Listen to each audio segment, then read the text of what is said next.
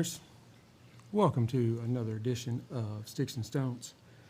I have a pairing today that I think is really going to light up the patio here at No Shoes Bar and Grill. At least I hope it does. I hope it does.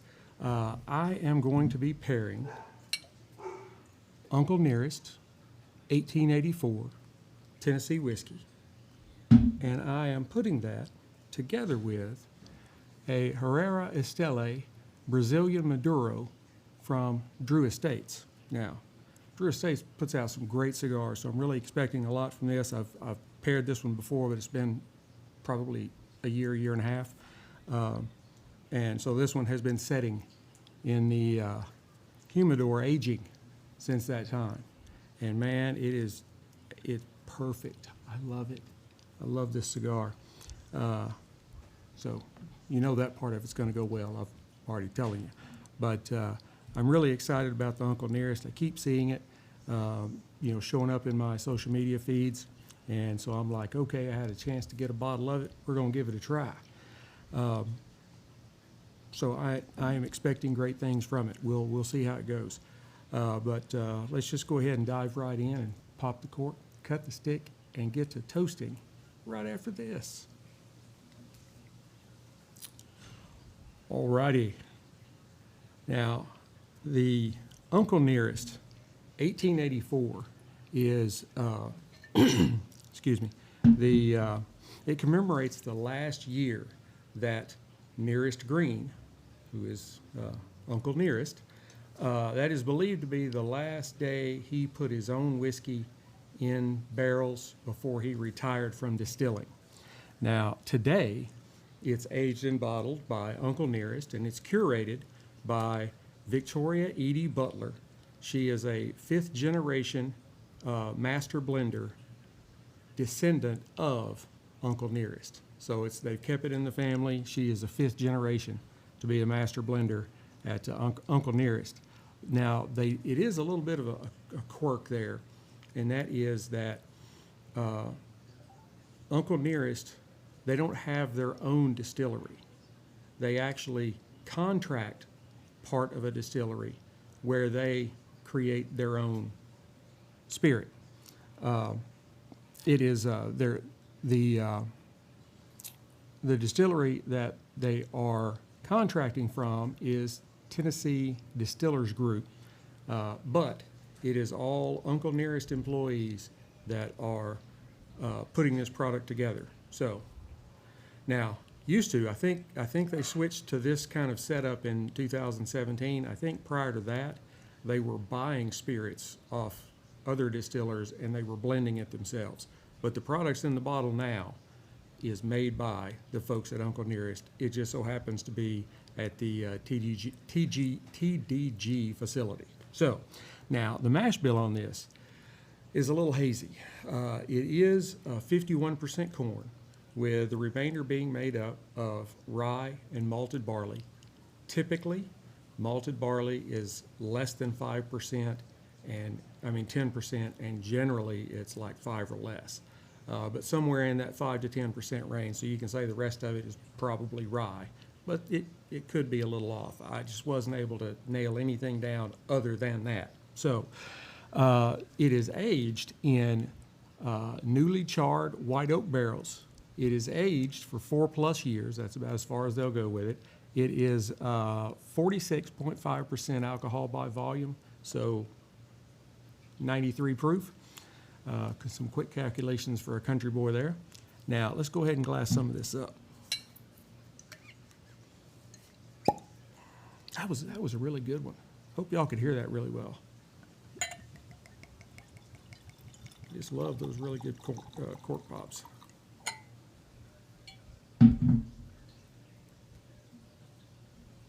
The bottle shape, although it is glass, I happen to notice that the bottle shape is really a lot like what we always called Mad Dog 2020, MD 2020, but the MD does not stand for Mad Dog. But if you drink enough of it, it'll make you act like one. So anyway, visually, this is just a beautiful medium to deep amber color. It's got a really nice copper tone to it.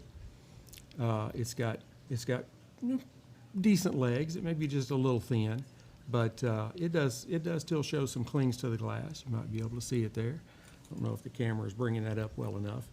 But on the nose,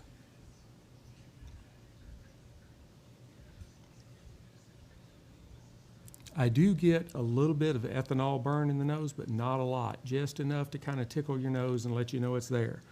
And then underneath that, you have butterscotch, and there's a nice oaky kind of aroma there.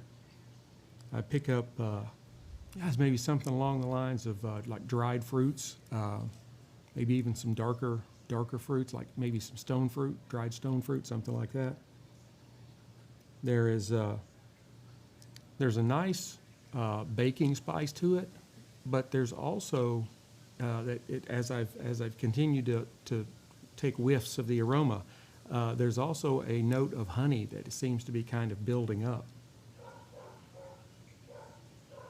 That is a really good smelling spirit. Some of them are just not all that complex, or they get taken over the nose with the ethanol burn, especially if you get up maybe in the higher proofs, and it does really kind of I don't want to say sour, but it kind of lessens the experience in my opinion. I really love the aromas, and so I don't really. I've got some spirits that are over 100 or more. I don't have very many of them, and you don't see me review them all that often because I'm really more about the experience of the nose and the taste, and I'll leave the big ethanol burn to the college students. That's all they care about. But now that we've discussed this, let me go ahead and try a sip.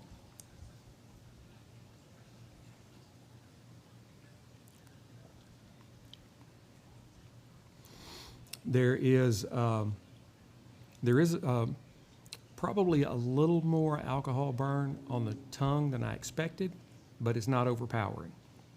You do get some really good notes of oak, and the butterscotch is still there.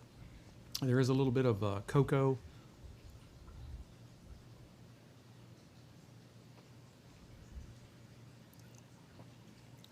Some baking spices, maybe along the lines of cinnamon, maybe coriander. I don't think that's considered technically baking, but I always think of baking spices as cinnamon, nutmeg, and cloves. There's no cloves in here, I can tell you.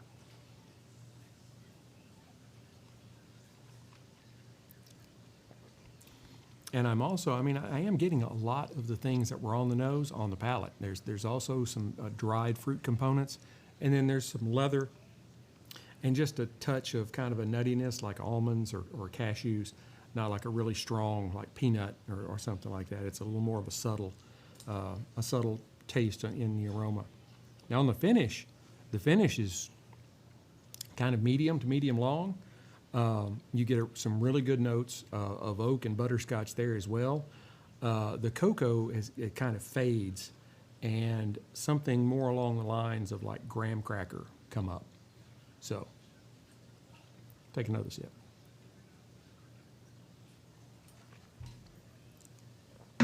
That is a pretty good spirit. Now, get my cutter out here so I don't knock anything over. Now, the Herrera Estelí, it is a Nicaraguan cigar made in, of course, True Estates factories down there. I was trying to think of a different word, but no, it's factories. Now, this particular stick is their Robusto, kind of a Robusto Grande, because it's 5 1/4 by 52 on the ring gauge. And the filler is Nicaraguan. The binder is a Connecticut Broadleaf. And the wrapper is probably the best part of this whole stick. The wrapper is a beautiful Brazilian Mata Fina. And like I said, this one's been sitting in my humidor aging for quite a while. And as you can see, I do keep it really nice. Not too soft, not too hard, no stuff growing on it. You got to keep those numbers right, 70-70. That's what I live by. Visually, as I just showed it to you, it is a beautiful, like dark brown. It's got, I've noticed, because I've smoked several of these in my time smoking cigars, and they do vary from cigar to cigar with the amount of veining. And this is really just kind of minimal veining.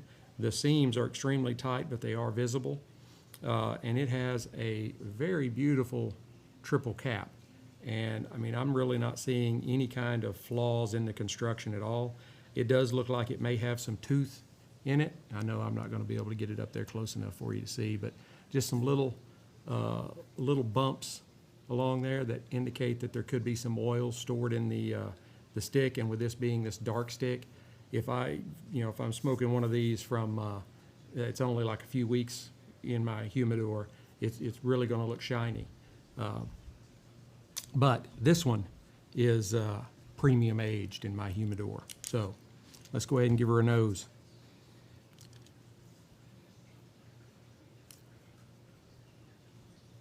On the nose, I get a little bit of like earthiness or kind of a barnyard kind of thing. There's some notes of coffee, and there's a little dark chocolate on there. I get some hints of cedar and kind of a like leather and pipe tobacco down on the foot. Gonna be a pretty good stick, I'm really sure. Now let's give her a cut using my Cassetti multi-cutter. The multi-cutter has the V-cut, guillotine cut, and then has the punch cut in the bottom. And it's really great to carry to the cigar bar with you, because any stick you pick up, you're gonna have a cutter that'll work on it. And I don't use their cutters there. I always take my own. That's my thing. Now, as per usual, I'm streaming on Restream. And I don't necessarily can figure out how I can see comments from the different platforms that you might be on, but I really do enjoy comments. I didn't do the best job on cutting that, and I was trying to talk at the same time. I wasn't concentrating. See if we can give it a little bit better. That's a little better. It may give me a little problem with tobacco on my tongue, but it's all right. I prefer a V-cut. I just think it gives me the optimal amount of draw. And speaking of draw, the cold draw,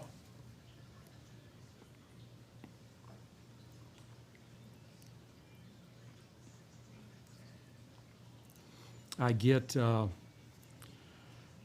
of a raisiny kind of flavor, not like yogurt covered, chocolate covered, just raisins. That kind of soft flavor on your tongue. I get a lot of that in the beginning. I also get kind of some stables, kind of horse tackle, like saddles and bridles and things like that. I didn't pick that up on the nose, so. I also get a little chocolate and kind of creamy sweetness. That, keep having to move things around. That is going to be a good stick, so let's toast it up. Make sure when you're toasting a stick up, you don't over toast. You just want to get the foot hot.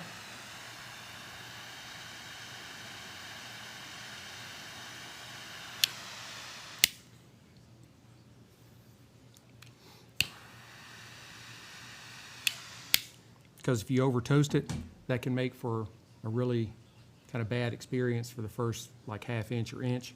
So yeah, I keep my, we'll give this another couple of puffs so it doesn't go out.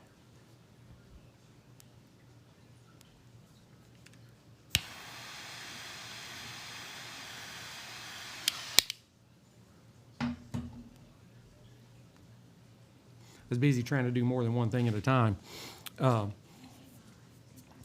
Yeah, you want to, I don't ever really like push the cigar into the flame. I always just touch it as I'm toasting it like this. And then when I go to put it in my mouth and draw, I get it about halfway up the flame, which I use a Rocky Patel Envoy 5 torch. And so I keep the lighter, the flame, just away from the stick, and then as I draw, it pulls the flame to the stick.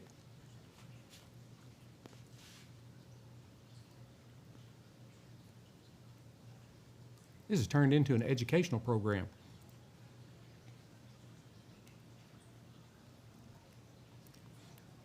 Next one is going to be science. We're going to be learning how to distill spirits. And then after that, we're going to have a really nice show on marketing. No, I'm just kidding. I saw that in a meme somewhere. It's funny.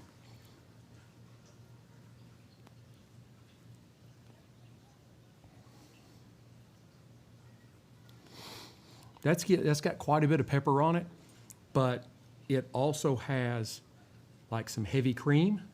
So that kind of helps tone down the pepper just a little bit. And then there's also some leather and some cedar and a really nice sweetness to this stick.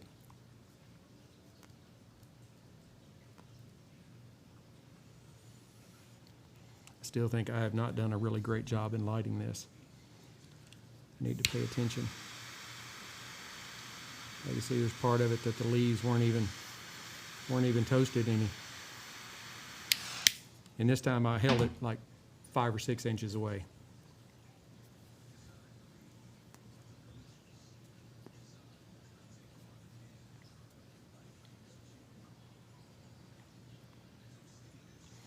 This is as good as I remembered it being. This is a really good stick. But we're not here to just smoke cigars. We're here to pair. So we're going to pair.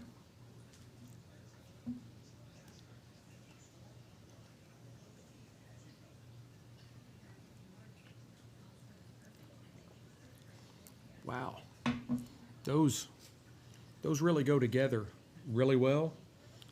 You've got the butterscotch and the baking spices and the cocoa, like the dried fruit,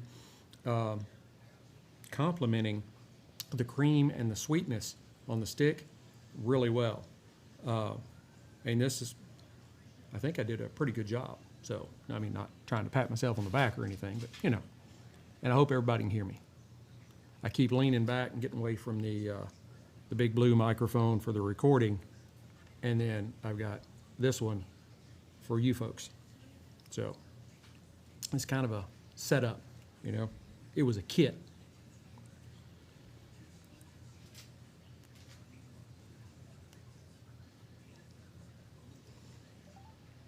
Yeah, that is really, really, it's maybe even better now than I remember it being. It is a slow burner. As many times as I've puffed on it, it is burning really slow. This could be a little more than an hour smoke, so it might be one that you have to consider when you definitely have time, because you don't want to try and suck it down like a cigarette. You'll be stove up for a couple of hours.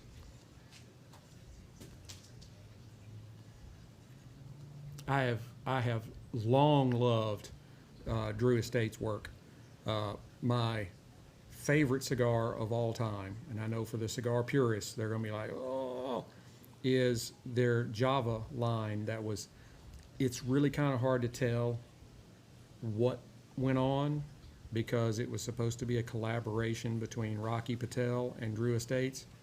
And you now see some, I think it may be the Red Label Java. I think that may have Rocky Patel's name on it, but all the other ones say Drew Estates. So I don't know. I don't know Drew, and I don't know Rocky. I follow them on Instagram, but I'd like to know them. So I'd like to, you know, get a little insight. But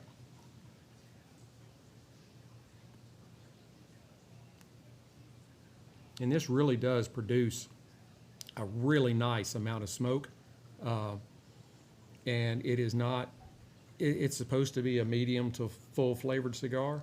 At this point, it's definitely medium. I don't think it's a full flavor, full strength, whatever, however they want to say it.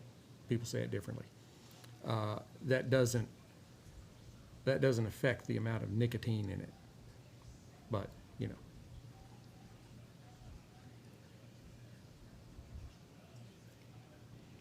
I am very happy here in Texas that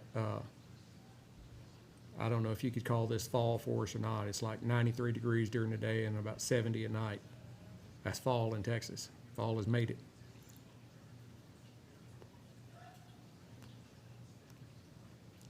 I picked up some Yingling Oktoberfest yesterday at the package store. Oktoberfest begins on Saturday coming up, October 21st. September 21st, and goes through, I think, like October 6th. So I plan on doing some Oktoberfesting here, maybe cook some brats and maybe some of their noodles.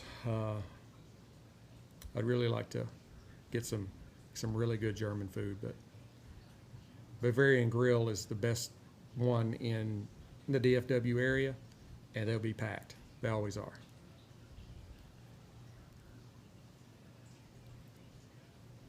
But it is a great place to go if you live in the DFW area. I can't remember the owner's name now, but I follow him on Instagram too, and I'm in the Stein Club. So if you drink one of every single beer they have on the menu, you get your own beer stein. They put it up on the wall, and when you come in, you're like, yeah, give me my stein, and they fill it up. Can't beat that. And I am way too far away from having my own stein. I just don't get over there enough. I'd like to, especially when my Bayern Munich Reds are playing, and that's Bayern, Bayern. Meine Deutsche nicht sehr gut, aber verständlich.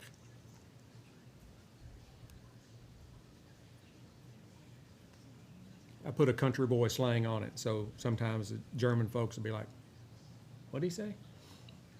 No, but when I was in Germany, I found that unlike what the French are supposed to be like, and you know, like if you can't say their words perfectly, they like won't talk to you, and they don't want to talk to you in English, and you're like, look, I know what you're saying. You're watching CNN in English, but in Germany, if you go and try, they are going to fall all over you, wanting to try and help you learn to say the words, and you know, what are you looking for, and all that kind of stuff.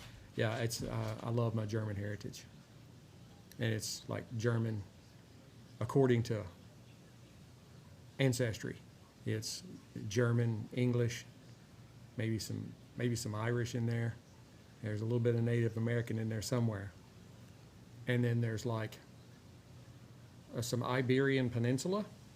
I guess that's like formal Mexican, and then also some like, so over in the Black Sea area, like this, not the state of Georgia, the country of Georgia, that area up north of Iran. I don't know how I would end up like that, but you know, it's whatever.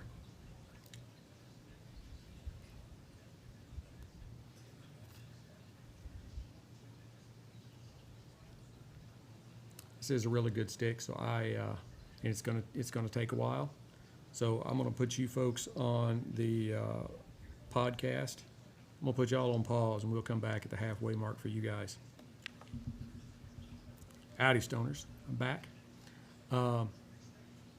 Through the first half, these two have paired very well together.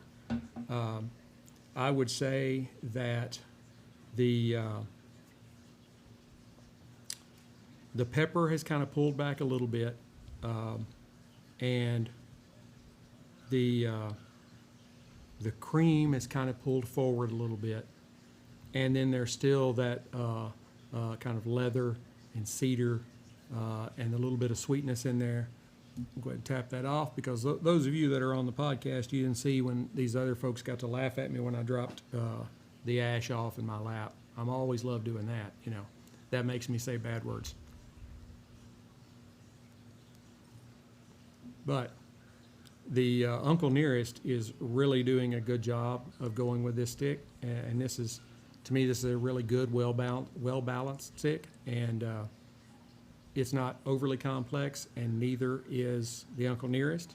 So they're and they have complementary profiles in the palate, so they're really going great together. Another little drinky poo.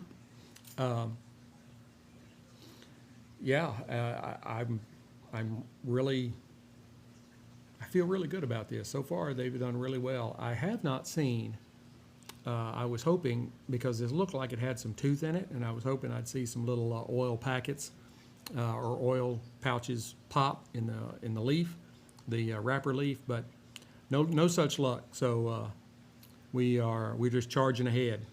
I'm going to go ahead and burn this down to the band, and I will come back and give you my final thoughts. Howdy, folks. We are nearing the end here. There really wasn't much change in the significant change in the stick. About the 2/3 of the way mark, the smoke production dropped way off, but then before I got to the band, it had come back again. The pepper, I think, probably made a little bit more of a return as well, because it had kind of faded a little bit at the halfway mark. This is a really great stick. I had forgotten how much I liked it. And it is definitely, you need to have this stick in your humidor, along with plenty of others. You always need a lot of cigars. I would give the cigar, it had such a great balance and complexity to it. I'd give it a 91, and I would probably give it higher if it hadn't, the burn on it was very, very wavy. The first inch or so I thought was my fault, because I hadn't completely lit it really well. But when I got it the way I wanted it, it still burned uneven all the way through.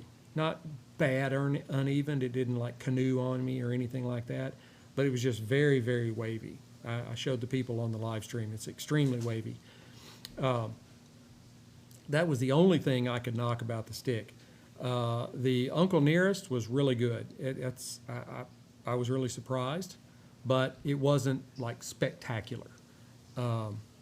It was just really good. It's a nice sipper, and I also think while it's maybe on a little bit of the high side for a mixer, it would still make a great mixer.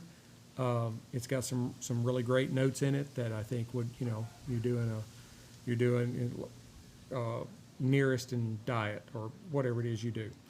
I would give it an 85. It is a really good spirit, and he's got another one. They've got another one out there that's like a 1865 or something like that. I'll have to see if I can pick that one up too and see what it's like. But again, it was a really good price point. It is definitely worth the value of what you pay for it, and I think you should try it. There's very few spirits that I'm like, no, you don't want any of that. I told the people on the live stream that I gave away a bottle of Lagavulin because it was not for me. There was way too much smoke in it and way too much peat. It just tasted like I was drinking ashes from a fire. And then I had I can't remember the name. It was like a Ballatin or something like that. I think I did a little short video of me pouring it out, and I'm like, this is something you never see me do. But I poured the rest of that bottle out and threw it away. Yeah, it just was not good to me. But this is a good bottle. It's good. You should try it. And let me know what you think about it. Let me know what you think about the cigar. I hope you have enjoyed this episode as much as I've enjoyed getting to spend time with you here. Please hit like, subscribe, share, notify, all that kind of stuff. And tell your friends, hey, there's this dude, he's kind of crazy, but he gets on and gives you some really good down-to-earth information on cigars and spirits, and you should watch it. I'm pretty much everywhere. You all know where to find me. And these are definite. You could try these together, or you could try these individually with your own stick or spirit.